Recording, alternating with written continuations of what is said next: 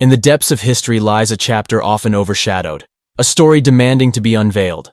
Unveiling Bloody Monday is an ongoing and meticulous exploration, an endeavor that transcends the boundaries of time to shed light on the tumultuous Know-Nothing riots of 1855.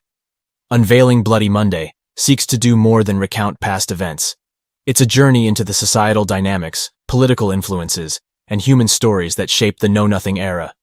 But why revisit this chapter now? In today's socio-political landscape, issues of immigration, cultural identity, and divisive ideologies persist, echoing themes from the Know-Nothing era. This project is not just a historical exploration. It's a commitment to address and contextualize contemporary challenges. The following text contains historical accounts of events that may be disturbing and triggering to some listeners.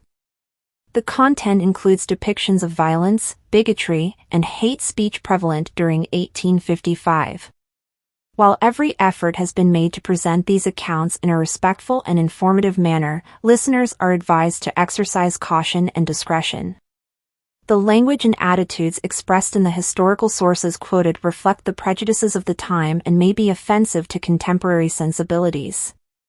It is important to approach this material with an understanding of its historical context and to reflect critically on the lessons it offers for the present day. Listener discretion is advised. The newspapers of the mid-19th century serve as invaluable primary sources, offering glimpses into the social, political, and cultural landscapes of the era. By examining these publications, we can unravel the complexities of the tensions that culminated in the tragic events of Bloody Monday. Before delving into the newspaper transcripts, it is essential to set the stage. We will provide background information on the Great Famine in Ireland, the influx of immigrants to Louisville, and the socio-political climate of the United States during this period. Understanding the factors that shaped attitudes towards immigration and ethnicity is crucial to interpreting the content of the newspapers and the motivations behind the violence that erupted. By juxtaposing multiple viewpoints, we aim to present a nuanced portrayal of the events and the individuals involved. Join us as we navigate the pages of the past and uncover the stories hidden within. Chapter 1: The Great Famine and the Flow of Humanity. In the tapestry of human movement, the Great Famine stands as a pivotal moment, reshaping the destinies of millions across continents. As blight devastated the potato fields of Ireland, waves of individuals were propelled from their ancestral lands in search of refuge and sustenance. They embarked on journeys not unlike the natural ebb and flow of rivers, seeking new shores and fresh beginnings. Louisville, nestled along the banks of the Ohio River, beckoned as an oasis of warmth and welcome in the vast expanse of the American frontier. Stories of Kentucky's open arms and fertile soil spread like gentle whispers, offering solace to weary souls in search of sanctuary. In the narrative of human migration, Louisville emerged as a sanctuary, a haven of hope amidst the uncertainties of the New World. Yet, beneath the surface of hospitality lay the complexities of human interaction, nuanced and multifaceted. The influx of immigrants, far from being viewed as a burden, was embraced as a testament to the city's compassion and resilience. However, amidst the chorus of welcoming voices, murmurs of apprehension and unease echoed faintly, hinting at the tensions simmering beneath the facade of unity. As the human tide swelled, Louisville found itself at the crossroads of cultures and identities, grappling with the challenges of diversity and change. The convergence of different worlds brought forth a kaleidoscope of experiences and perspectives, enriching the fabric of community while also sowing the seeds of uncertainty and doubt. In the gentle ebb and flow of humanity, the stage was set for moments of profound transformation and introspection. The story of Bloody Monday, etched into the annals of history, serves as a poignant reminder of the complexities inherent in the human experience. It is a tale of resilience and resistance, of hope and despair, woven into the very fabric of Louisville's identity. As we embark on this journey through the currents of history, let us reflect on the enduring spirit of human solidarity and compassion that binds us together. In the face of adversity, may we find strength in our shared humanity, and may the lessons of the past guide us towards a future of understanding and empathy. Chapter 2: The Power of Print. In the hallowed halls of journalism, where ink meets paper to give voice to the hopes and fears of a burgeoning society, the local newspapers of Louisville stood as sentinels of public opinion, wielding the power to shape hearts and minds with the stroke of a pen. Among them, one publication, in particular, emerged as a bastion of nativist sentiment, a beacon of intolerance in a sea of diversity. Led by the Know-Nothings, whose creed of bigotry and hate found fertile ground in Louisville, this publication served as a mouthpiece for the forces of reaction and exclusion. Through its pages, the poison of nativism flowed freely, seeding its ideas in the hearts and minds of its readers with the virus of intolerance and suspicion. With each headline and editorial, the newspaper stoked the flames of fear and resentment, portraying immigrants as invaders, Catholics as agents of subversion, and democracy itself as imperiled by the specter of foreign influence. In the echo chamber of its pages, the voices of reason and tolerance were drowned out by the clamor of prejudice and paranoia. As the printing presses churned out their toxic rhetoric, the tendrils of hatred reached ever deeper into the fabric of Louisville's society, fanning the flames of discord and division. Neighbor turned against neighbor, friend against friend, as the poison of nativism seeped into the very marrow of the community, corroding the bonds of fellowship and trust. Yet, amidst the cacophony of intolerance, a faint voice of resistance could be heard, a whisper of dissent against the tide of hatred and fear. From the pages of rival publications and the mouths of courageous individuals, the call for unity and understanding rang out, a beacon of hope in a landscape darkened by prejudice and mistrust. As we reflect on the role of the local newspapers in shaping the events of Bloody Monday, let us remember the power of the press to uplift or to destroy, to enlighten or to deceive. In the crucible of public discourse, the choices we make as individuals and as a society will ultimately determine the course of history, guiding us toward either the light of progress or the darkness of division. Chapter 3: The Rise of Tensions. In this chapter, we delve deeper into the escalating tensions between the immigrant communities and the nativist factions in Louisville. The influx of immigrants, particularly Irish and German Catholics, posed a challenge to the existing social order and cultural norms of the city. As the immigrant population grew, so did the apprehensions and prejudices of the native-born citizens, fueled by inflammatory rhetoric in the local newspapers. The Know-Nothing Party, with its anti-immigrant and anti-Catholic stance, gained prominence in Louisville and actively propagated its ideologies through various means, including the press. The newspapers controlled by the Know-Nothings became platforms for spreading fear, misinformation, and xenophobia, further polarizing the already divided community. Deception was a common theme with the Know-Nothings, who went to great lengths to disseminate their ideologies. Among their methods was the distribution of a Know-Nothing manual disguised to resemble the Farmer's Almanac. While the cover featured almanac charts, the contents were filled with anti-immigrant and anti-Catholic propaganda, designed to indoctrinate and incite fear among the populace. As tensions mounted, incidents of violence and intimidation became more frequent. Nativist groups organized rallies and demonstrations, often descending into acts of vandalism, assault, and harassment against immigrant communities. These events exacerbated the sense of fear and insecurity among the immigrant population, who found themselves targeted for their religious beliefs and ethnic backgrounds. Amidst the growing hostility, voices of reason and tolerance struggled to be heard. Some individuals and organizations advocated for peaceful coexistence and mutual respect, recognizing the richness and diversity that immigrants brought to the city. However, their efforts were often overshadowed by the prevailing atmosphere of distrust and animosity. In this chapter, we explore the complex dynamics at play, examining the underlying socio-economic factors, political ideologies, and cultural clashes that contributed to the volatile situation in Louisville. Through a nuanced analysis, we aim to shed light on the root causes of the conflict and its far-reaching implications for the city's social fabric and collective identity. Chapter 4: The Gathering Storm. In the days leading up to Bloody Monday, the atmosphere in Louisville crackled with tension, like electricity arcing through a storm-laden sky. Beneath the veneer of civility, simmering resentments bubbled to the surface, fueled by a potent brew of fear and suspicion. The city, once a beacon of promise and opportunity, now stood at the precipice of chaos, teetering on the brink of violence and upheaval. Amidst the swirling currents of discontent, disparate factions coalesced, each driven by its own agenda and aspirations. On one side stood the nativists, emboldened by the rhetoric of exclusion and primed for confrontation. Their ranks swelled with self-righteous indignation, their resolve hardened by the conviction of moral superiority. Across the divide, immigrants and their allies braced for the onslaught, their sense of solidarity tempered by the harsh realities of prejudice and persecution. In the shadow of looming conflict, bonds of kinship and community grew stronger, forged in the crucible of adversity. As the fateful day drew near, whispers of impending violence swept through the city like a gathering storm. Rumors circulated like wildfire, igniting fear and uncertainty in their wake.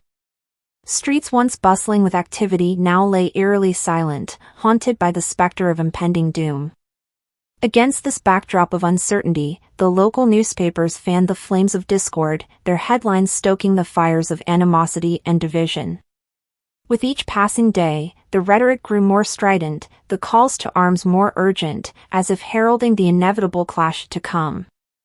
In the corridors of power, politicians maneuvered for advantage, their ambitions overshadowed by the specter of impending catastrophe. Behind closed doors, deals were struck, alliances forged, as the city braced itself for the crucible of conflict. Yet, amidst the chaos and uncertainty, glimmers of hope flickered on the horizon. In churches and community centers, voices of reason called for restraint and dialogue, urging reconciliation in the face of impending calamity. Across the city, ordinary citizens banded together, united by a common purpose, to defy the forces of hatred and division, and to reclaim the soul of their beloved Louisville. As the sun dipped below the horizon on the eve of Bloody Monday, the city held its breath, poised on the knife edge of history. In the gathering darkness, the promise of a new dawn beckoned, its light obscured by the looming shadow of violence and despair. And so, with hearts heavy and spirits weary, the people of Louisville braced themselves for the storm that was about to break. As we delve into the transcript of the torchlight procession, it's important to set the stage for the events that unfolded on that fateful day in Louisville. This transcript originates from the Louisville Daily Courier, dated Saturday, August 4, 1855. Printed during an era where the dissemination of information was slower compared to today's standards, this newspaper provides a glimpse into the past. The events recorded in newspapers like the Louisville Daily Courier reflect the prevailing attitudes, beliefs, and language of their time. As we examine this transcript, we must understand the context in which it was written, recognizing that historical documents often contain language and perspectives that may be considered insensitive or offensive by contemporary standards. By exploring these materials, we aim to gain insights into the social, political, and cultural dynamics of the past. Let us approach this transcript with a critical eye, acknowledging the complexities of history and the diverse perspectives that shape our understanding of the past. The Cadiz Democratic Sentinel. Cadiz, Ohio, Wednesday, August 22, 1855. Louisville riots. Front the Cincinnati Enquirer, 10th last. Cause of the Louisville riots, the right horse saddled. The blood riots should hang heavy on the memory of the editors of the Louisville Journal, as well as those who actively participated in them, and know that they have blood upon their heads. That paper, famed for its exaggerating earnestness, when through a process of excitement, men's minds were prepared to proceed to any extremity, when they had been stimulated by the most inflammatory appeals, oral and printed, and had even gone so far as to be ready to perpetrate any scheme of fraud or force to accomplish their ends, pointed the way and urged them on to fiendish outrage and most damnable treachery to true American principles and the American government that could possibly be conceived. The intention was preconceived, preordained, and predetermined. In the depths of history lies a chapter often overshadowed, a story demanding to be unveiled. Unveiling Bloody Monday is an ongoing and meticulous exploration, an endeavor that transcends the boundaries of time to shed light on the tumultuous Know-Nothing riots of 1855.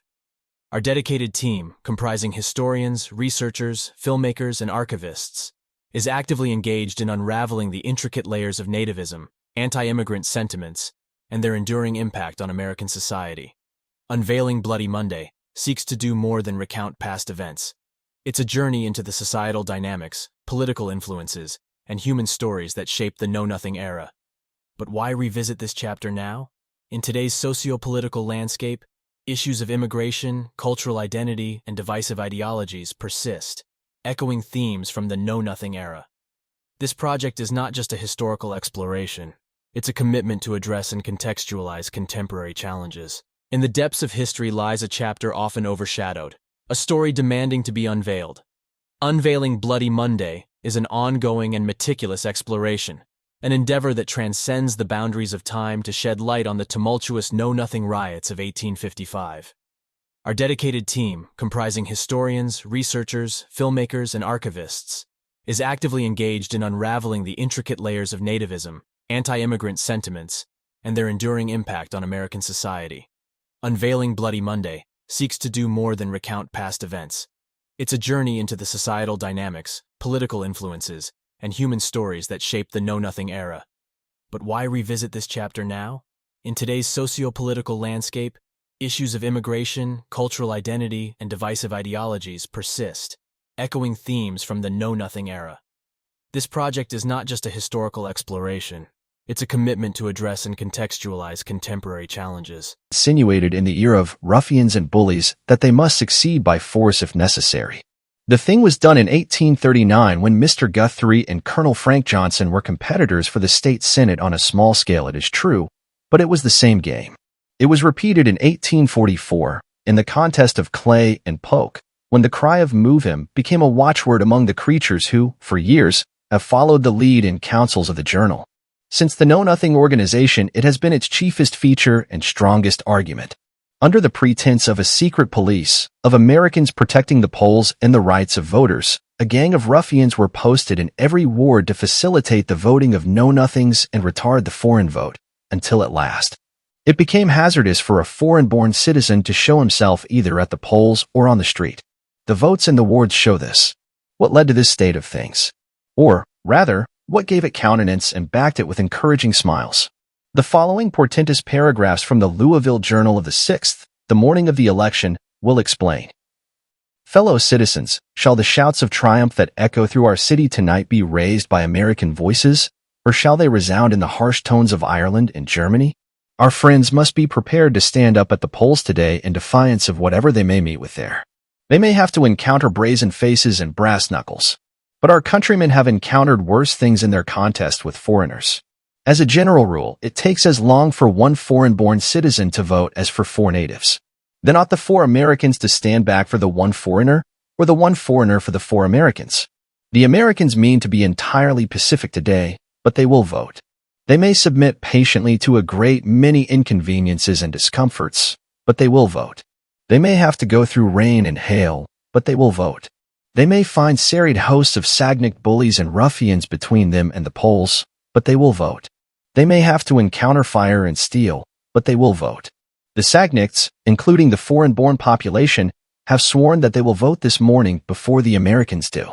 It really seems a little hard that our native-born citizens must be compelled, on their own soil, to stand back until foreigners are served, but undoubtedly a great deal ought to be submitted to for the sake of peace and harmony. Patience is one of the human virtues the American people, however, are not, we fear, very richly endowed with it. It was quite extensively said and believed a few days ago that the Germans, generally, from an apprehension of difficulty, had determined not to go to the polls today. We have now authentic and direct information that they have determined that they will go to the polls. We are glad to hear that they have thus determined, but we hope they will feel with none but proper intentions. Surely none of them can be so ignorant as not to understand that if collision be provoked by them, it will occur. And if it do occur, there is but one way in which it is possible to terminate it. One of the police officers informs us that he never before saw half so many Irishmen here as he sees now. He beholds them hourly in squads all over the city, and he knows not where they were brought from. Their faces are strange to him. No doubt. They came both to vote and to fight, though. One of the operations would be quite enough. It is a shame that we Kentuckians should be imposed on merely because we are peaceful. Our pacific reputation has made foreigners presumptuous. Such are the fruits of goodness. Let the foreigners keep their elbows to themselves today at the polls. There's no place for them in the ribs of the natives. We must go to work at the polls and make some glorious news to be sent off in all directions by telegraph at an early hour in the morning. The telegraph cannot work in an ordinary thunderstorm, but it works beautifully in political storms. So go ahead, know-nothings, and raise just as big a storm as you please.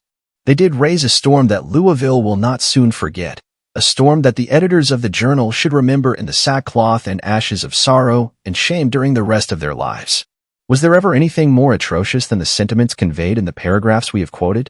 In the exaggerated poetic temperament attributed to the distinguished and notorious editor of the Journal, there can be found no sufficient apology to blot the record out.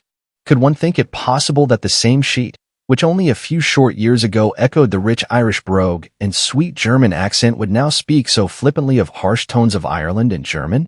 Yet read the first paragraph we quote, and they are all from the same number of the paper, with whole columns left of the same sort.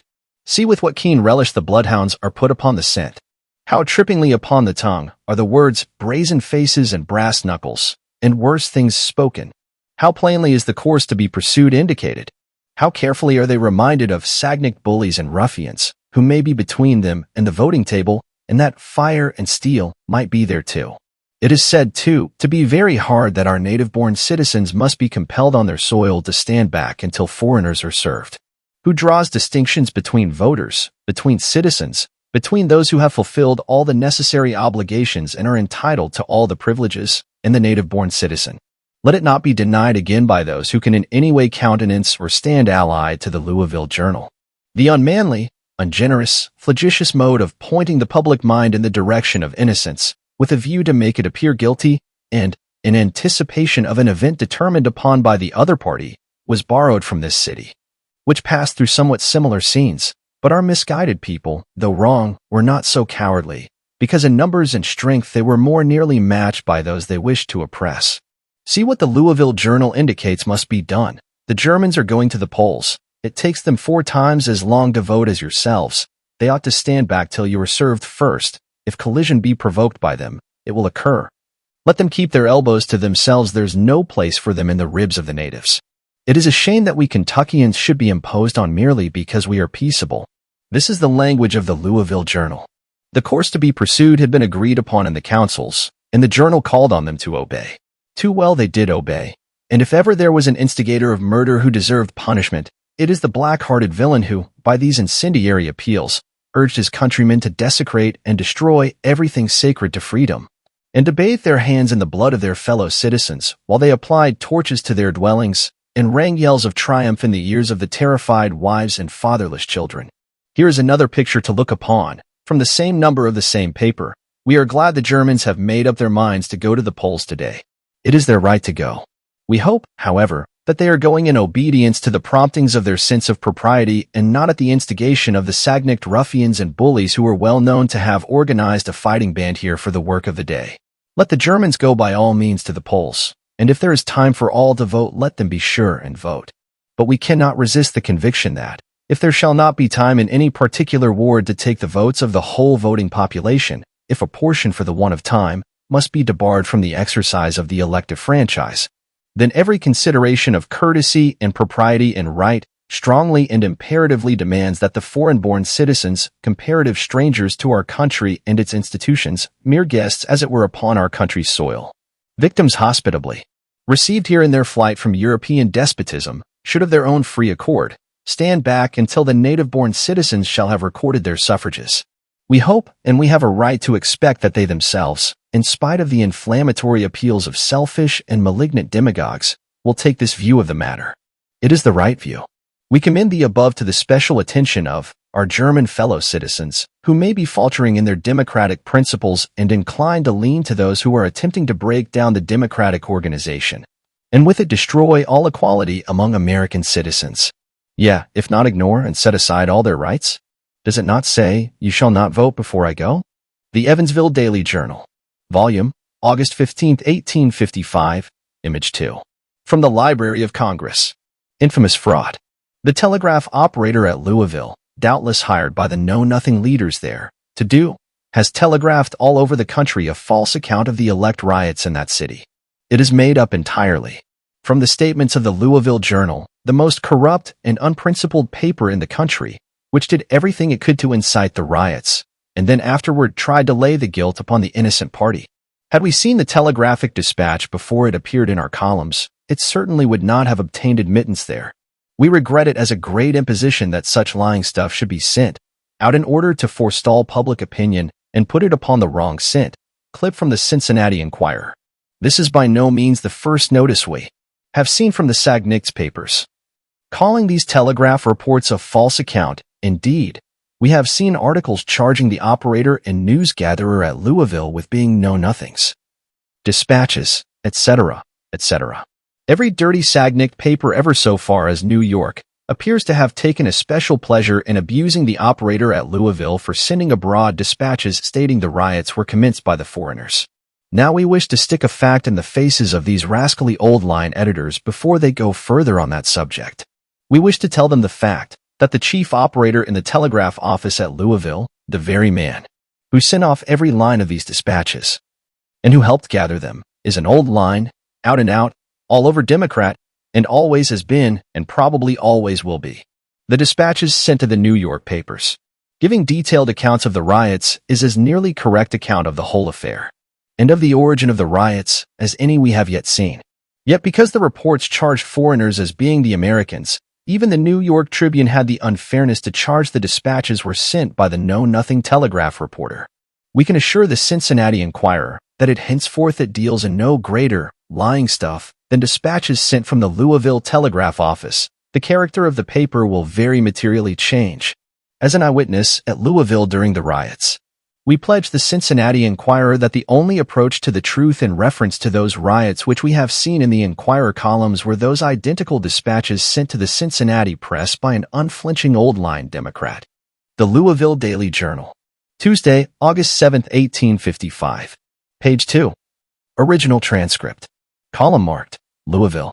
In the first place, it is contended that the Republican Party are aiming at and desire a dissolution of the Union, or a severance of the ties that bind the North to the South. We are charged with favoring aggressive measures and laboring to insult the people of the Southern states. No facts are presented to sustain the various organs that are heaped one upon another day after day in support of these charges, and pro-slavery writers, if they are capable of comprehending the meaning of language, must be aware of the fact that the people of Ohio do not in the least degree favor aggression upon the Southern states. The platform adopted by the American Convention at Cleveland and the resolutions passed by the Columbus Convention are plain enough on this point. The position of the Anti-Nebraska Party is clearly stated to be non-interference with the constitutional rights of the South, but united and determined opposition to the Gunter extension of slavery. This is our platform, and it is upon this, so far as regards the slavery question, that the battle must be fought. Cincinnati Gazette.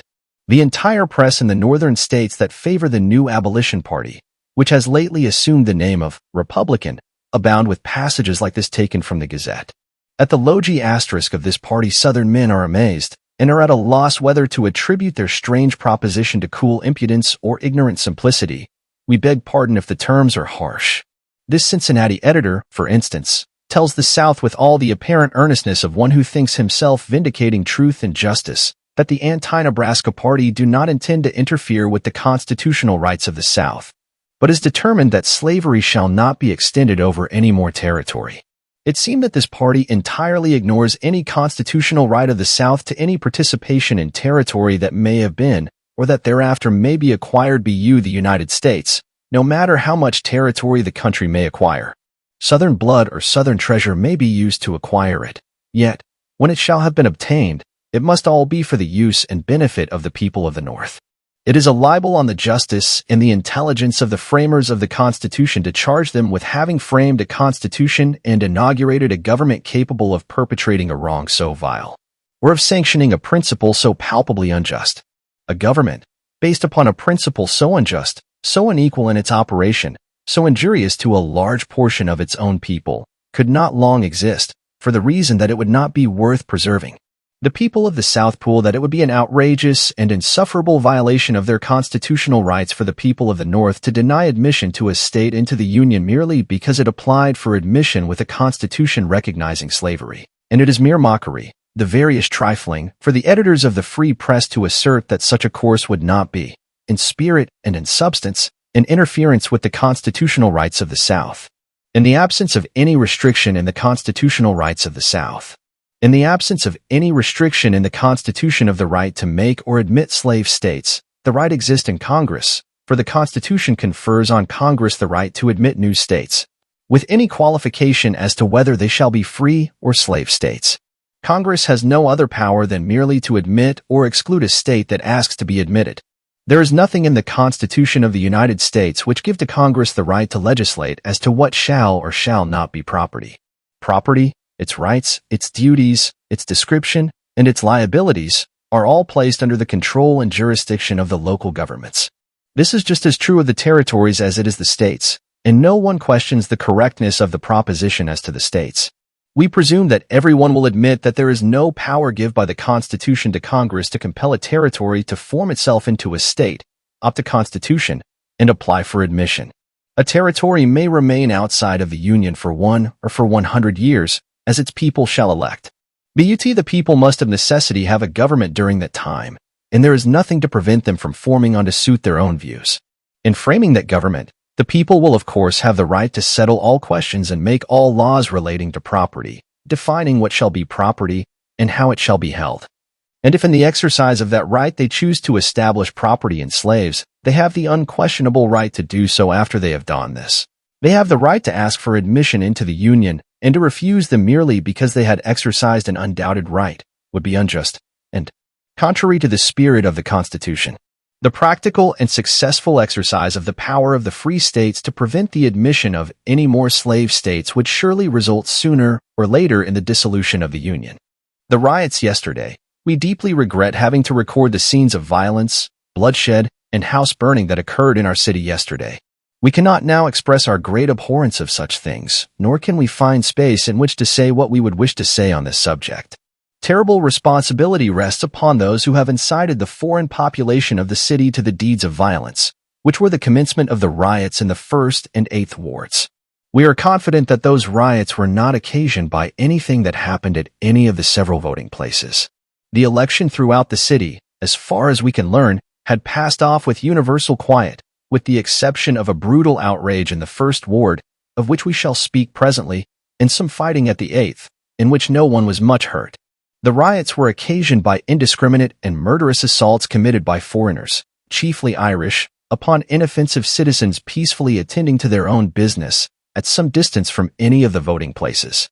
All the circumstances connected with these assaults strongly indicate that they were premeditated and instigated by other parties than those by whom they were actually committed.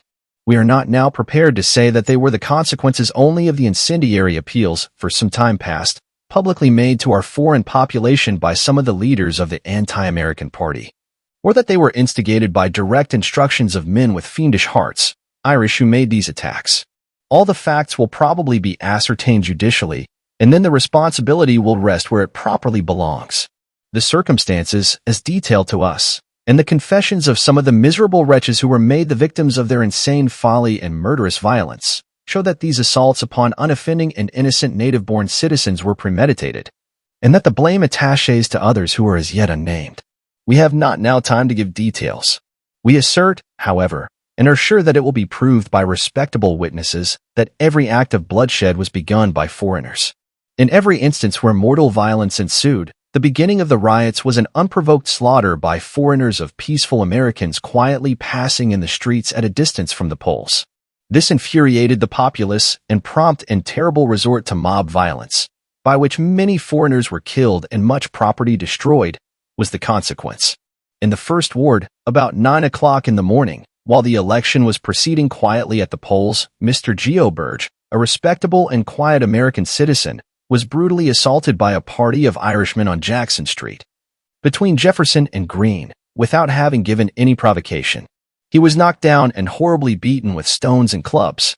He attempted to escape from the fiends by whom he was attacked and ran into the alley of the adjoining house, where he was followed by his bloodthirsty assailants and cut, stabbed, and beaten until he was supposed to be dead. When this act of violence was made known, a party of Americans started in pursuit of the murderers, who were subsequently arrested and lodged in jail by the mayor and city marshal. In the afternoon, between 3 and 4 o'clock, several Americans were fired upon and severely wounded while quietly riding or walking near the German brewery on Jackson Street, near the Beargrass Bridge.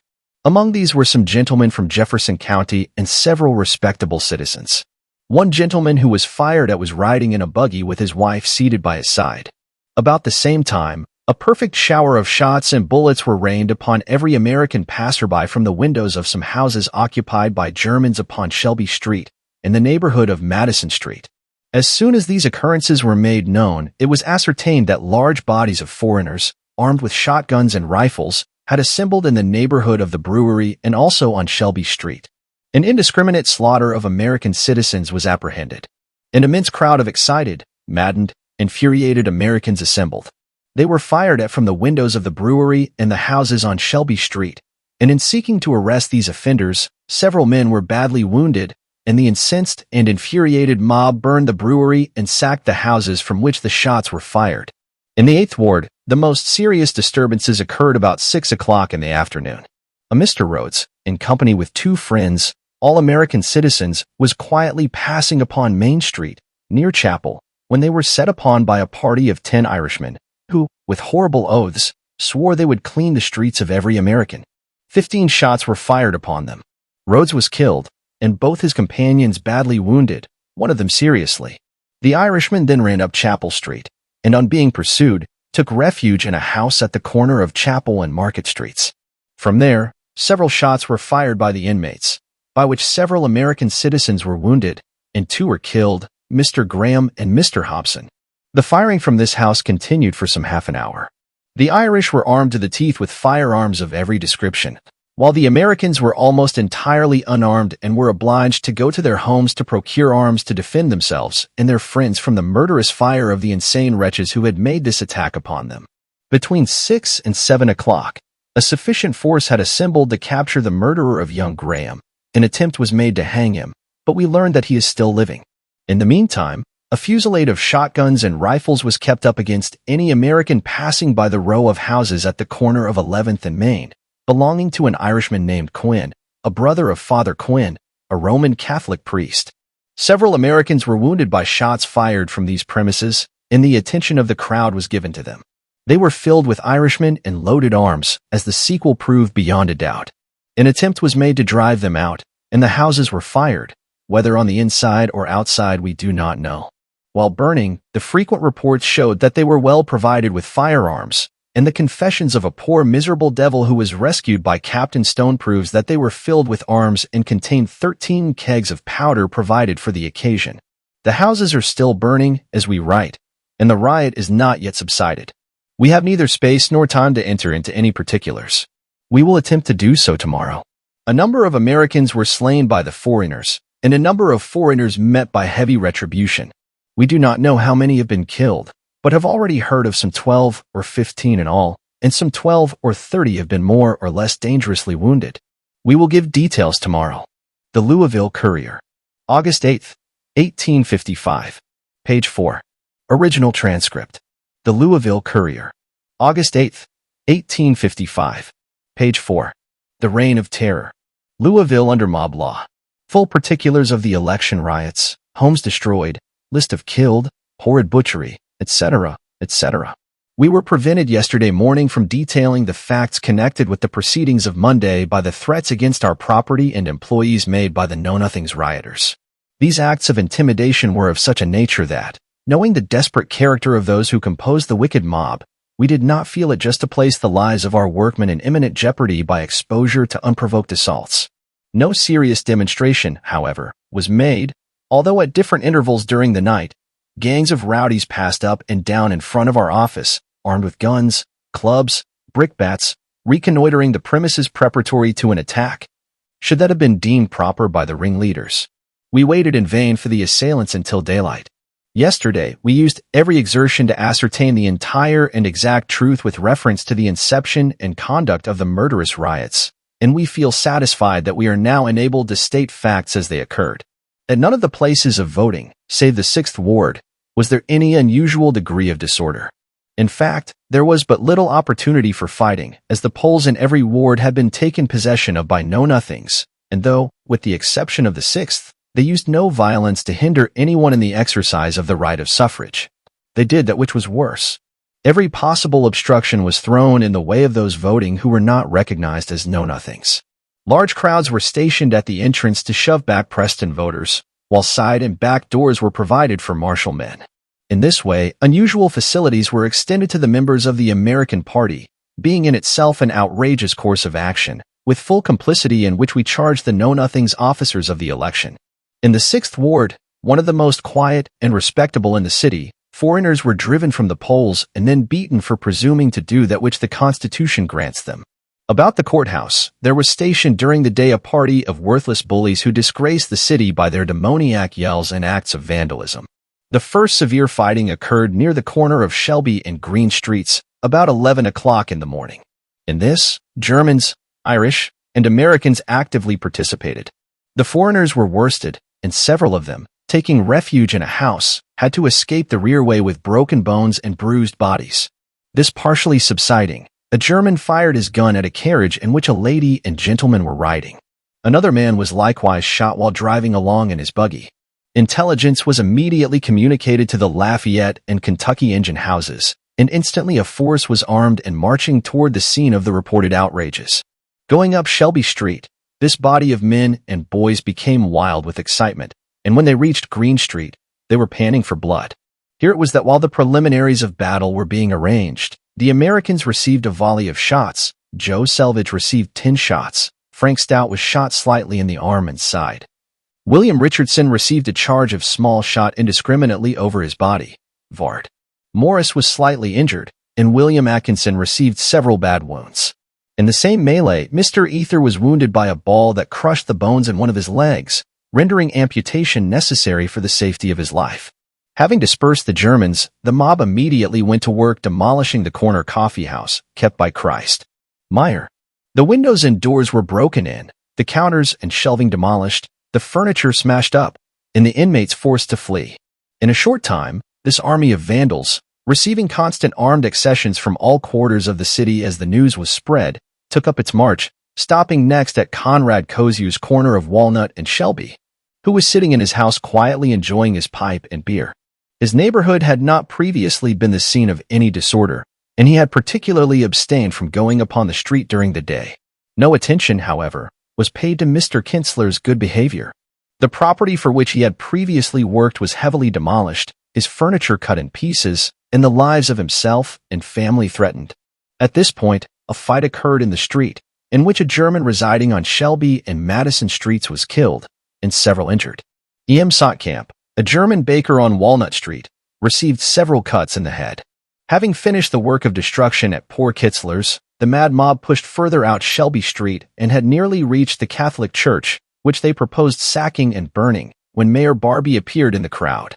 His efforts at pacification were for some time fruitless, but at last he gained the multitude's attention, went and examined the church, reported no powder found, and then having assured them that they had won the election, ordered them, under the command of Captain Rousseau, to return to their respective wards. The Louisville Courier, August 8, 1855. Page 4. This original transcript has been converted to more modern language to make it easier to understand. The Reign of Terror, unraveling the chaos in Louisville. A detailed account of the election riots, devastated homes, loss of lives, and horrific scenes. Yesterday morning, our attempt to reveal the truth about Monday's tumultuous events was thwarted by threats against our property and employees from the Know-Nothings rioters. Fearing the volatile nature of this mob, we refrained from putting our workers in harm's way. Though no significant attacks occurred, gangs of rowdies loitered in front of our office throughout the night, armed and seemingly preparing for a potential assault.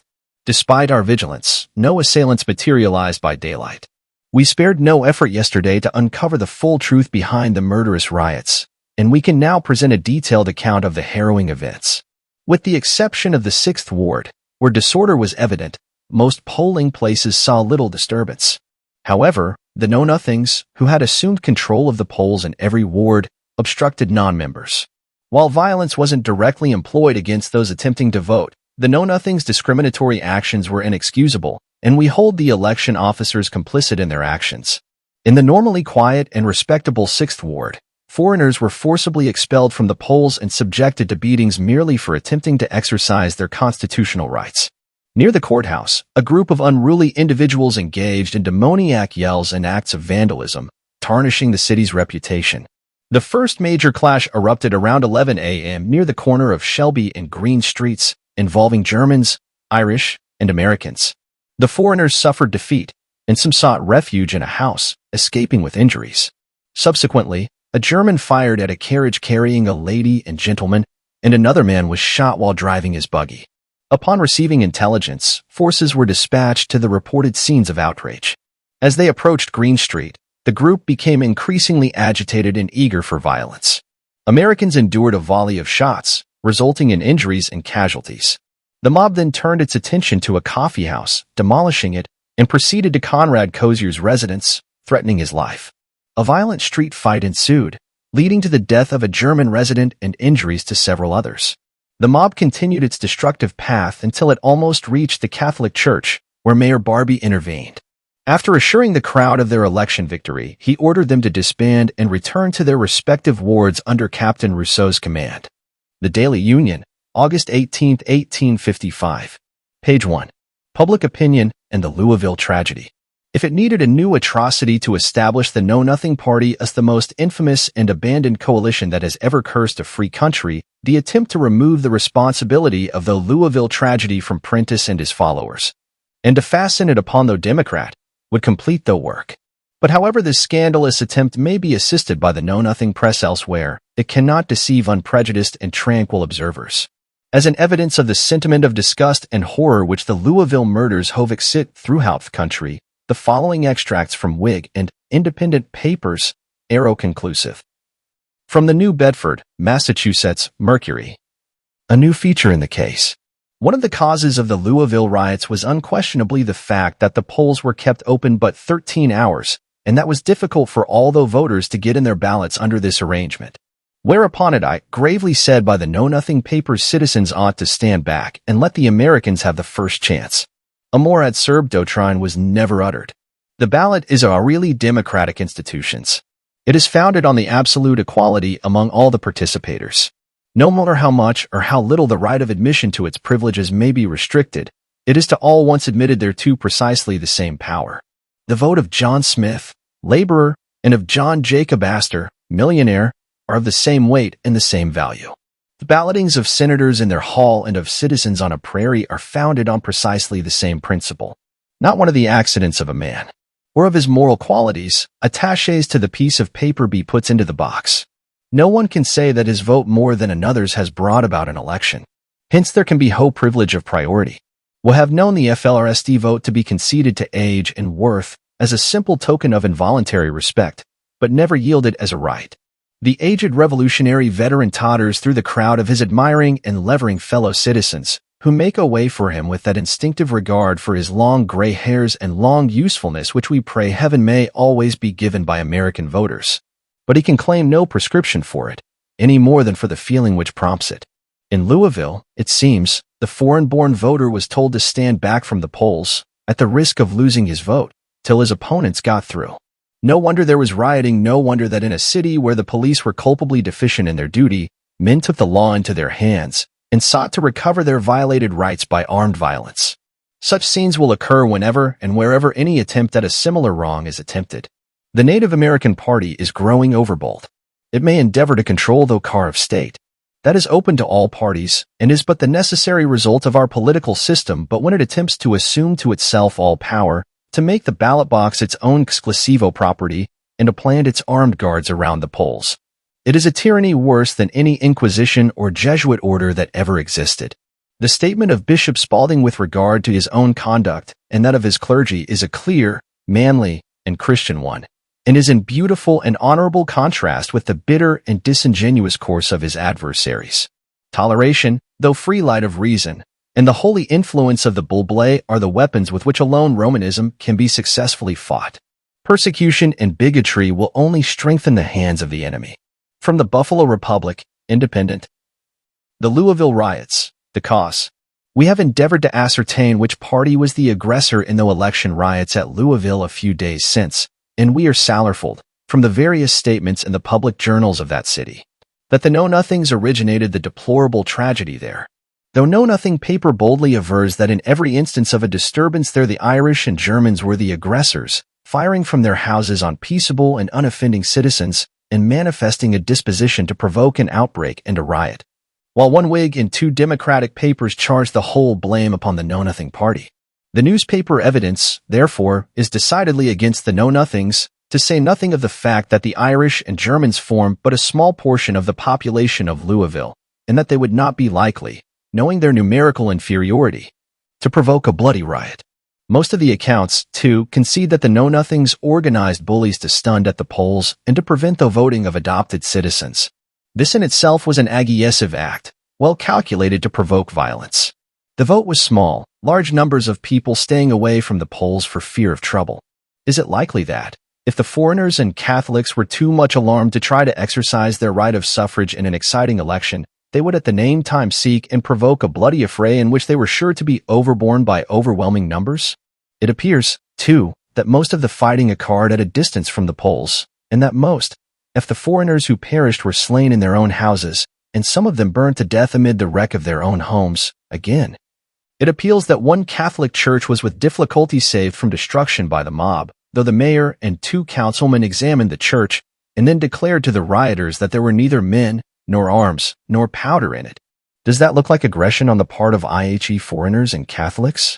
Where was the provocation for that intended destruction of property? It appears, too, from all the accounts, that the foreigners were nowhere found assembled in numbers. Had they meditated an affray and designed to provoke it, would they not have been found together and with arms in their hands? Their foes were gathered in crowds and armed, while they were separate and flying to their homes for refuge. An infant's brains were blown out in its mother's arms while she was fleeing from her burning home. Had that infant offended? Did the foreigners in their feeble and despairing defense kill any children? It is not so stated. Did they provoke disturbance by demanding their lights at the polls? It appeals that they did not go to the polls at all. The Louisville Butcheries. Testimony of an eyewitness. The following letter from Louisville, received by one of our most distinguished citizens, has been handed to us for publication. The statements of the writer are entitled to the fullest confidence of our reader. Louisville, August 13, 1855. Dear Sir, the most infamous conduct that ever disgraced any party or any city was perpetrated here last Monday by the Know-Nothings. Early in the morning they commenced the streets armed with olives and other weapons, and absolute terrorism reigned at the polls in every ward and throughout the streets of the city. From an early hour unoffending and unresisting men, Irish and Germans, were assaulted by the mob, terribly beaten, by 50 or 100 on one, with clubs and stones, AUD, in some instances, almost till life was extinct. They had taken the polls by assembling there in the night, and by the time their vote was exhausted, about 11 o'clock, bad beaten so many, and had so completely established the reign of terror, that no foreigner could be got near the voting plaques. Some of the Irish, at length, goaded to desperation, sought late in the afternoon to revenge themselves on their persecutors, who had followed them to their homes, and acted without discretion, firing from their houses, and C. The cry was at once sent through town that Americans were being slain by foreigners, and then their hellish work begun in earnest. Murder was the order of the day, and it was carried with fire and faggot till the heart sickens at Tly recital. Houses were burnt, and men, women, AUD children were roasted in the flames, or shot as they fled shrinking from the flames and burning man. The whole truth will never be known or believed. The police were either actively engaged with the mob or passively gating on the scene. No, there is something they did. They arrested and carried to prison the Irish and Dutch after the mob had beaten them. Not one of them was arrested. We would be better without any police, from the mayor down, for they all sympathized with the doings of the mob, and many of them were active participants. Yours, and C. P. S. The election is over, and, with a vengeance, will be remembered for years to come. I suppose we have lost some 500 of our citizens. They are gone to Cincinnati, Chicago, St. Louis, and different parts of the country. Property has fallen 33%. A palpable hit. The Albany Evening Journal say. South Carolina never owed a vote for a presidential candidate from a free state, to which the New York Daybook replies. In 1840, South Carolina voted for Martin Van Buren,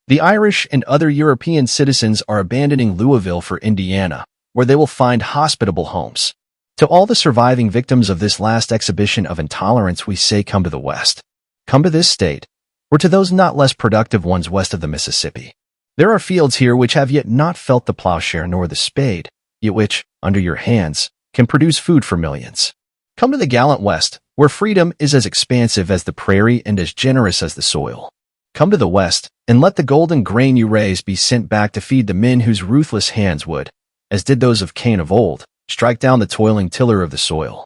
Come to the West, and with the labor of your hands, and by the sweat of your brow, produce from what is now an unclaimed unstow a wealth and power that will shame the sordid, selfish hearts that have denied you a home, and forbid you leave to inter your murdered kindred. Come to the West, and mid the sweet flowers and bright harvests of our gardens forget the bloody, ghastly streets of that cruel city. Come to the West, and in her wholesome springs, her pure rivers and bright, broad lake, forget the filthy kennels and dirty pools red with the blood and gorged with the bodies of your murdered friends. Come to the West, and in her fords you and her quarries find habitations that would shame the blood-spattered palaces of the shameful men who destroyed your humble cots. Come to the West, and on our broad acres testify, by your deeds, that in the creation of your God there breathes no superior to the freeborn free laborer. Come to the West, and find that, after a life well spent in virtuous toil, you can command all that should accompany old age, as honor, love, obedience, troops of friends. Come to the West, and when you die, do so knowing that upon your own soil you will find that decent sepulture which was denied your friends who perished in Tly flames in that proud city. Come to the West, and know that your requiem will be songs of the feathered forest choirs, and not the brutal yellings of an infuriate mob. Come to the West, and upon our soil stand erect in the dignity of your manhood, and thank the Providence which has led you away from the city of strife to a land where, in peaceful independence, you may live the life and die the death of a freeman. Louisville Daily Courier. August 6, 1855. Page 1. The Torchlight Procession. The Know-Nothings Torchlight Procession on Saturday night was really a very pretty sight, wonderfully calculated to tickle the fancies of children and African Americans, and that purpose it admirably subserved. Judging by the manifestations of delight on the countenances and in the shouts of the juveniles and African Americans, there was more than a mile of men and boys in procession, a wilderness of flaming torches, countless transparencies, 3 Negro fifers, and 2 cracked kettle drums. A dozen or more brazen musical instruments blown upon by Germans and Hoosiers forming altogether, if not an imposing, a very amusing and entertaining spectacle. Through the streets, this motley procession marched, making night luminous with torches and hideous with shouts. At intervals rockets were shot skyward only to burst and fall in thousands of fragments as has that meteor-like young humbug yclept Sam. The great feature of the night, however, was the illumination of the house and grounds of Ben J. Adams, east in 6th Street near Broadway. No sort of an adjective less than magnificent would be at all applicable to the blaze of glory in which Mr. Adams, his house and lot appeared before the gaping, yelling profanimulgus asterisk on the evening in question. We doubt indeed whether the conflagration of his extensive pork-packing house, the largest in the world, would have given a more brilliant and dazzling light. It was indeed beautiful beyond description, unless ours was a Lepardian pen, and thank heaven it is not. Colonel Whiteley, also, had his mansion and ground illuminated, more modestly, yet very tastefully. Beyond parading through the chief streets, putting to shame the feeble glimmering of the gaslights, and eclipsing in noise the war-whooping of any band of savages that ever gave vent to their lungs, this torchlight procession of know-nothings did nothing. But we suppose that was all they intended. Doubtless, they purposed the devices and mottos they bore to preach a series of moving political discourses to the multitude that thronged the pavements. These mottos and devices aforesaid perhaps accomplished that intention. They availed one thing at any rate, and that a demonstration of the unquestionable fact of the procession being composed of know-nothings. For instance, the orthography of the majority of the mottos exhibited either a profound disregard for or ignorance of both Webster's Elementary Spelling Book and Quarto Dictionary. We noticed one motto that referred to equal right, another had reference to justice, still another mentioned our rights, and many had allusion to principles. The spelling of the candidates' names was even worse. We read of Moorhead and Marshall, perhaps, complimentary to the warlike achievements of the candidates of Congress, and Page and Matthew, and so on through all possible twistifications of orthography. It is well that our canned friends do not vote by ballot, else if they committed such outrages in the spelling of names, their candidates would stand a slim chance of election. But these are trifles, and we ought not to hold a large party responsible for the supreme ignorance of its managers. The absurdity and hypocrisy of some of the mottos were not less noticeable than the bad orthography of others. At the head of the Liberty Council was borne a huge transparency with the inscription "Freedom of the Press." What regard the members of that council have for the freedom of the press may be judged from the fact that it is the same that expelled the proprietor of this paper for exercising his rights and liberties as conductor of a public journal. On another transparency was inscribed "Kentucky and Indiana." We might extend these comments indefinitely, but it is unnecessary. Of the propriety of such a glorification before anything has been achieved to glorify, we will say nothing. It is all a matter of taste, of which we will not judge. We must confess, however, to having enjoyed the spectacle of Saturday night, although like thousands of others we were unable to appreciate its significance. A storm. Saturday evening, at 5 o'clock, our city was visited with a violent storm of wind, accompanied with a light rain. A large sycamore tree on 5th Street, in front of Mr. T.S. Martin's house, was twisted off about 14 feet from the ground and prostrated on the pavement. The trunk of the tree was nearly 2 feet in diameter. Several other large trees in the upper part of the city were blown down, and the tin roof on the new block, corner of Main and 1st Street, was partially blown off. The steamer Silver Wave, just leaving the wharf, was knocked about at the mercy of the wind and landed pretty roughly among the flatboats, but fortunately did no harm. Look out! Secret Police Mayor Barbie had determined to do everything in his power to preserve the peace and bring offenders to punishment today. A secret police has been appointed who will write down the name of every person who creates a disturbance and report the same to the grand jury for indictment. So contumacious individuals had best look out how they indulge their bellicose propensities. Lousaville Daily Courier. August 6, 1855. Page 1. The Torchlight Procession. The Know-Nothings Torchlight Procession on Saturday night was really a very pretty sight, wonderfully calculated to tickle the fancies of children and Americans, and that purpose it admirably subserved. Judging by the manifestations of delight on the countenances and in the shouts of the juveniles and Americans, there was more than a mile of men and boys in procession, a wilderness of flaming torches, countless transparencies, 3 Negro fifers, and 2 cracked kettle drums, a dozen or more brazen musical instruments, blown upon by Germans and Hoosiers, forming altogether, if not an imposing, a very amusing and entertaining spectacle. Through the streets, this motley procession marched, making the night luminous with torches and hideous with shouts. At intervals, rockets were shot skyward only to burst and fall in thousands of fragments, as has that meteor-like young Hamburg yclept Sam. The great feature of the night, however, was the illumination of the house and grounds of Ben J. Adams in 6th Street near Broadway. No sort of an adjective less than magnificent would be at all applicable to the blaze of glory in which Mr. Adams, his house and lot appeared before the gaping, yelling profanumons asterisk on the evening in question. We doubt indeed whether the conflagration of his extensive pork-packing house, the largest in the world, would have given a more brilliant and dazzling light. It was indeed beautiful beyond description, unless ours was a Lepardian pen, and thank heaven it is not. Colonel Whiteley, also, had his mansion and ground illuminated, more modestly, yet very tastefully. Beyond parading through the chief streets, putting to shame the feeble glimmering of the gaslights, and eclipsing in noise the war-whooping of any band of savages that ever gave vent to their lungs, this torchlight procession of know-nothings did nothing. But we suppose that was all they intended. Doubtless, they purposed the devices and mottos they bore to preach a series of moving political discourses to the multitude that thronged the pavements. These mottos and devices aforesaid perhaps accomplished that intention. They availed one thing at any rate, and that a demonstration of the unquestionable fact of the procession being composed of know-nothings. For instance, the orthography of the majority of the mottos exhibited either a profound disregard for or ignorance of both Webster's Elementary Spelling Book and Quarto Dictionary. We noticed one motto that referred to equal right, another had reference to justice, still another mentioned our rights, and many had allusion to principles. The spelling of the candidates' names was even worse. We read of Moorhead and Marshall, perhaps complimentary to the warlike achievements of the candidates for Congress, and Page and Mathers, and so on through all possible twistifications of orthography.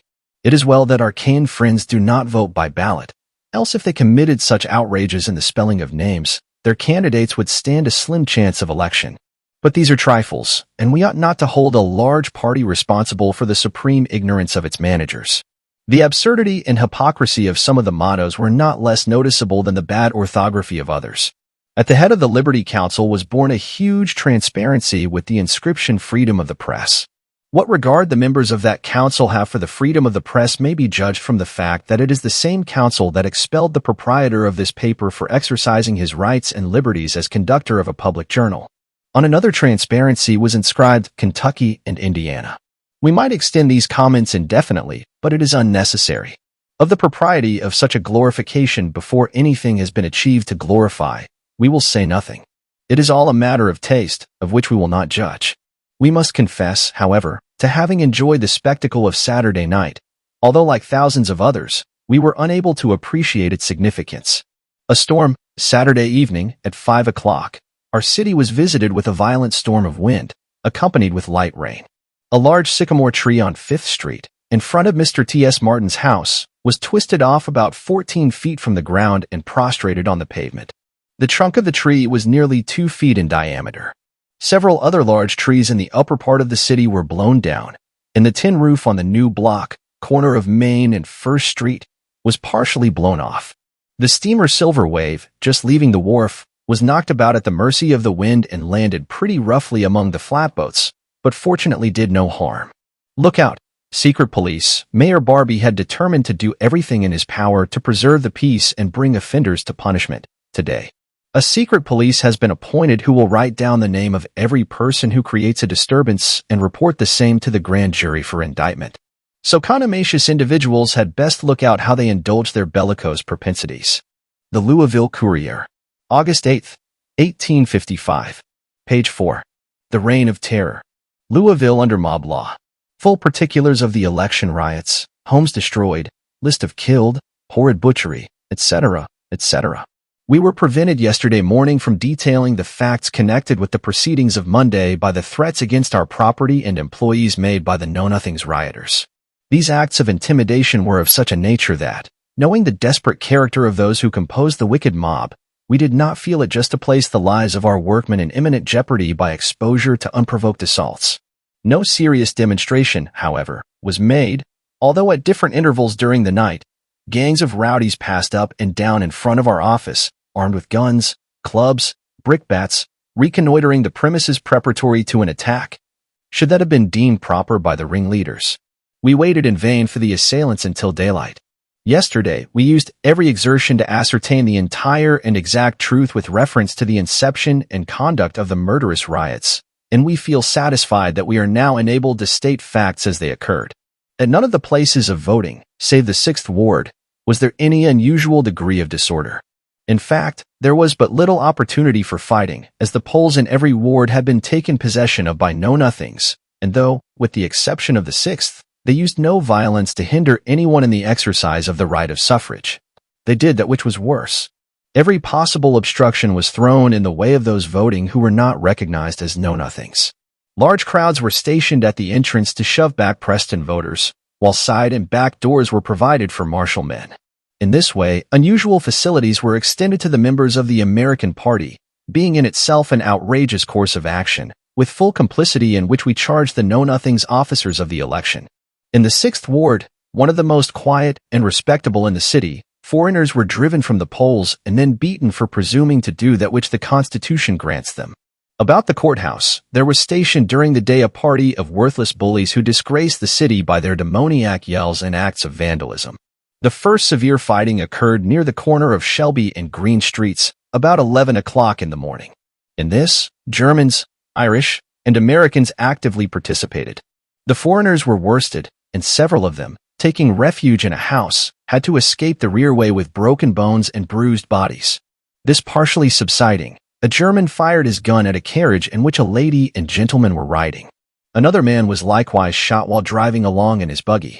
Intelligence was immediately communicated to the Lafayette and Kentucky engine houses, and instantly a force was armed and marching toward the scene of the reported outrages. Going up Shelby Street, this body of men and boys became wild with excitement, and when they reached Green Street, they were panting for blood. Here it was that while the preliminaries of battle were being arranged, the Americans received a volley of shots, Joe Selvage received 10 shots. Frank Stout was shot slightly in the arm and side. William Richardson received a charge of small shot indiscriminately over his body. Vard Morris was slightly injured, and William Atkinson received several bad wounds. In the same melee, Mr. Ether was wounded by a ball that crushed the bones in one of his legs, rendering amputation necessary for the safety of his life. Having dispersed the Germans, the mob immediately went to work demolishing the corner coffee house, kept by Christ Meyer. The windows and doors were broken in, the counters and shelving demolished, the furniture smashed up, and the inmates forced to flee. In a short time, this army of vandals, receiving constant armed accessions from all quarters of the city as the news was spread, took up its march, stopping next at Conrad Koziu's corner of Walnut and Shelby, who was sitting in his house quietly enjoying his pipe and beer. His neighborhood had not previously been the scene of any disorder, and he had particularly abstained from going upon the street during the day. No attention, however, was paid to Mr. Kinsler's good behavior.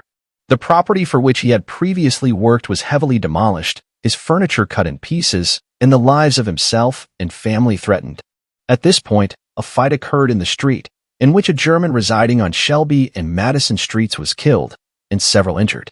E.M. Sotkamp, a German baker on Walnut Street, received several cuts in the head. Having finished the work of destruction at poor Kitzler's, the mad mob pushed further out Shelby Street and had nearly reached the Catholic Church, which they proposed sacking and burning, when Mayor Barbie appeared in the crowd. His efforts at pacification were for some time fruitless, but at last he gained the multitude's attention, went and examined the church, reported no powder found, and then having assured them that they had won the election, ordered them, under the command of Captain Rousseau, to return to their respective wards. With much trouble, Captain R. marshaled a large force and counter-marched to the Lafayette engine house. The rioters as they returned knocking down signs and breaking windows. Peace had been but partially restored when a cannon fully manned for action followed by 50 men armed with muskets and bayonets came up Main Street, crossed over to the head of Jefferson, and while in that vicinity the following property was destroyed, viz. Ambrister's large brewery was fired, workmen severely injured, stock and machinery totally burned, loss of $6,000. Mr. A.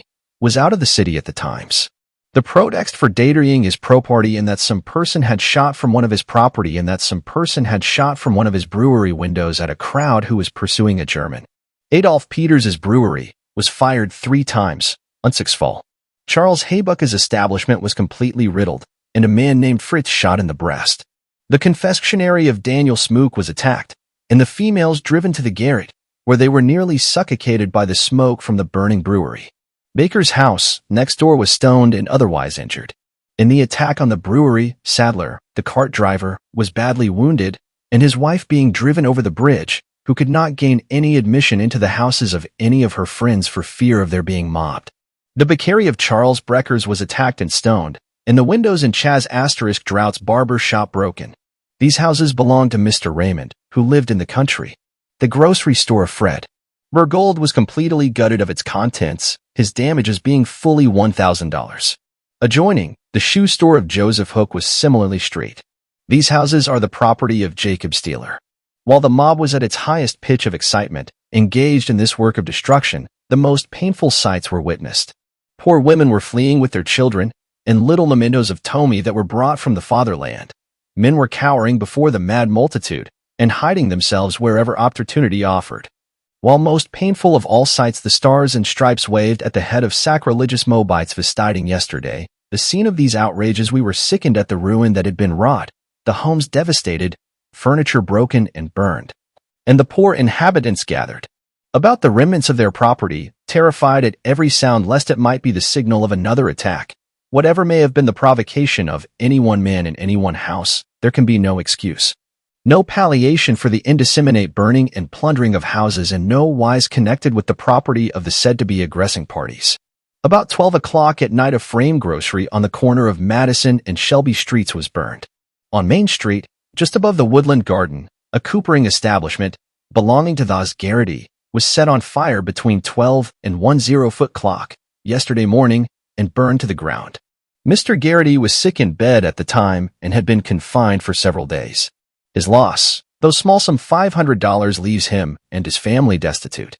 On Main Street, a little further above, On the opposite side of the street, the coopering shop of Edward Prim was burned to the ground. Loss about $600. During the trouble Monday afternoon, a German named John Voigt, residing on Clay Street near Madison, was shot and killed. His wife was but across the Brate and her young child injured. A German named Kaiser living on Mashall Street was killed. Walter Murphy, an Irishman, was chased by a large party and shot Monday evening near Owsley, Kinnard & Co.'s Pork House. He died yesterday morning, having previously stated that Chaz Jinnah was his murderer. George Edgerton, while conversing with some ladies on Green Street, received a shot just below his chin. John Feller, a German, was stabbed 7 times in the fight on the corner of Shelby and Marshall, and Hein, a German ropemaker, while walking along the street, was attacked by a crowd and terribly beaten. The above, we believe, comprises an account of the occurrences in the East End of the city, as full as could be gathered. A great many whose names we could not ascertain were more or less injured. In the 5th Ward, between 1 and 2 o'clock Monday, a dastardly attack was made on Henry M. Smith, a worthy gentleman who has resided in that ward and whose residence is next to the engine house where the polls were held. For no offense whatever, he was grossly insulted by those who wished to create a difficulty, and, without resenting it, he was sued in his own ward. And had it not been for the efficient exertions of Messrs. Kirkpatrick and Bacon, he would doubtless have been murdered, despite the fact that his fainting wife threw herself with her children between him and his assailant. Late in the afternoon, in the 6th Ward, an Irishman was peaceably walking along pavement in front of the courthouse when he was assaulted by a gang of men standing by. He attempted to escape, but was pursued by some 30 men who had concealed on their persons short sticks, with one end loaded with lead. He was knocked down and brutally beaten, and one man actually thrust a large pitchfork into his person. He was then taken up and dragged to jail, the man marching along with the pitchfork on his shoulder, blood running from its prongs. While the victim was placed in jail, the attempted murderers were permitted to go along undisturbed in search of other subjects. In the lower part of the city, as stated yesterday, the difficulties originated near the corner of Chapel and Main Streets.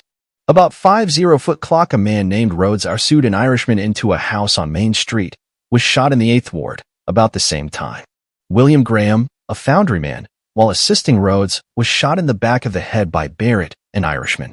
Barrett was immediately seized, shot and hung, but not dying, he was taken to jail where he expired during the night. About 8:00 o'clock, the block of brick buildings on the corner of Main and 11th Streets were surrounded by a very large, excited, and well-armed mob. The cannon was stationed in the streets, and the corner building occupied as a grocery store by Mr. Long, an Irishman, was fired.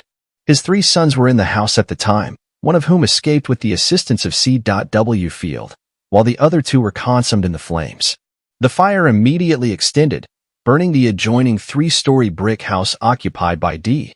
Riordan, an Irishman, as a feed store. A frame building occupied as a boarding house by Chaz Kyan was next consumed. 2 vacant houses then caught and were burned. Next came a brick occupied by McKinney, a German cigar maker and saddler. Adjoining was a brick in which Patrick Flynn lived, also tenanted in part by Mrs. Henry, Mrs. Wheeler, Mrs. McGinty, and Mrs. Dowd. The next house was occupied by Dennis O'Brien, Mrs. Hannery, and Mrs. McGarth. Farther up the street, 2 brick stores, one used by J.N.O. McDonald, grocer, were nearly demolished.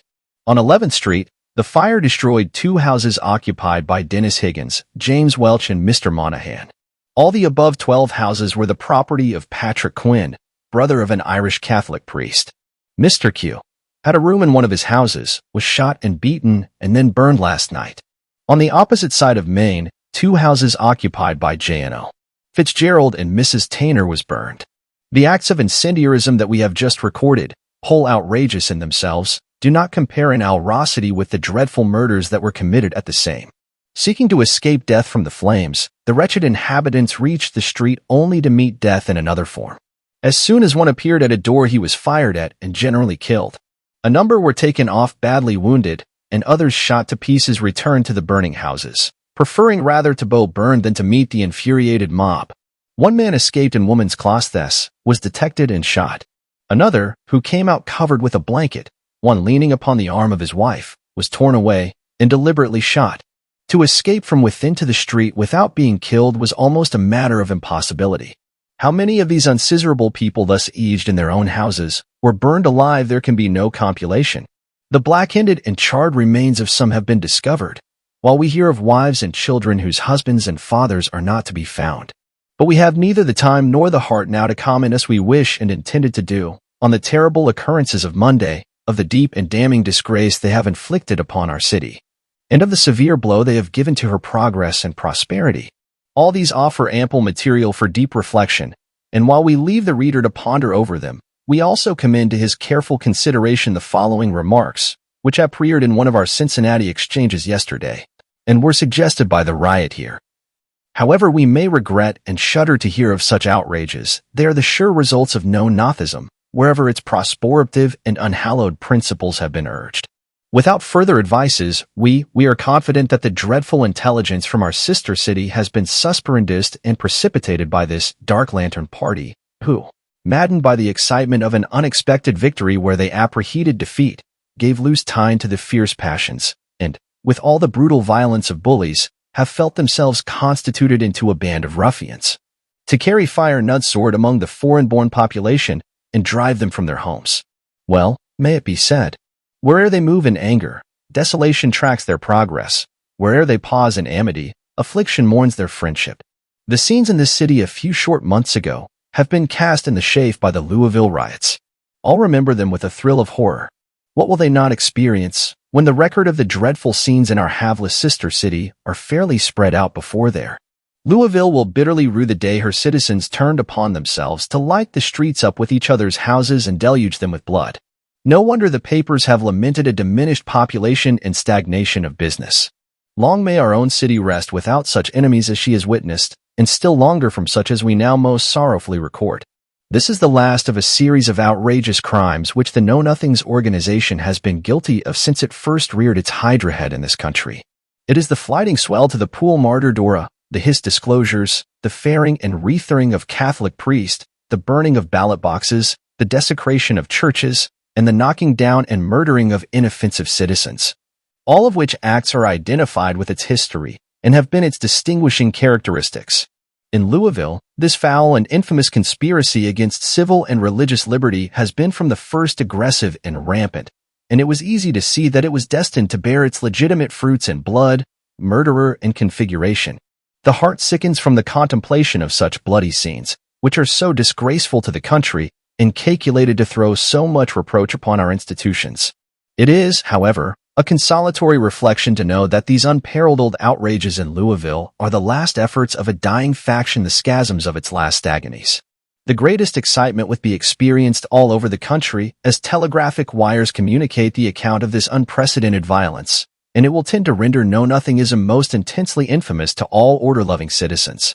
Captain Thomas, a highly respectable and intelligent citizen of Madison, desires us to state that before any difficulty had commenced, he was passing down Market Street and saw ahead of him 3 decent, genteel-appearing Irishmen, who turned off at 10th Street. Reaching Main, he observed a man rush out and knock one of the Irishmen down, while the others were chased across the street into a house, and then the firing commenced from windows. This, Captain Thomas says, was the commencement of the whole trouble, growing out of an unprovoked assault upon an Irishman who was quietly passing along the street. End of clip. Next clip. The city quiet. We are glad to be able to announce that quiet reigned supreme throughout the city last night. Mob law, we hope, is done forever in Louisville. End of clip. The effect. Yesterday, most of the business houses in the First Ward were closed, the populace being in constant fear of another outbreak. Over 100 German families quitted the city, many with their furniture and good. Others had the remnants of their families' household possessions taken to auction stores for sale. The effect of the terrible riots of Monday on the prosperity of Louisville will be perceptible for many, many years. End of clip. Next clip. We published this morning simply as a matter of form what are called election tables giving the vote of the city. The election was really no election at all. The returns do not express the voice of the peep. We should think that a nice say of honor would prompt gentlemen to decline receiving certificates of election when under such circumstances. End of clip. Next clip. Accidentally killed. Yesterday morning on Jackson Street, William Harden, a know-nothing, and Jess Hughes, a Catholic, became engaged in an altercation. Hughes was knocked down, and falling to the earth, a pistol that he carried in his pocket was accidentally discharged, killing him. End of clip.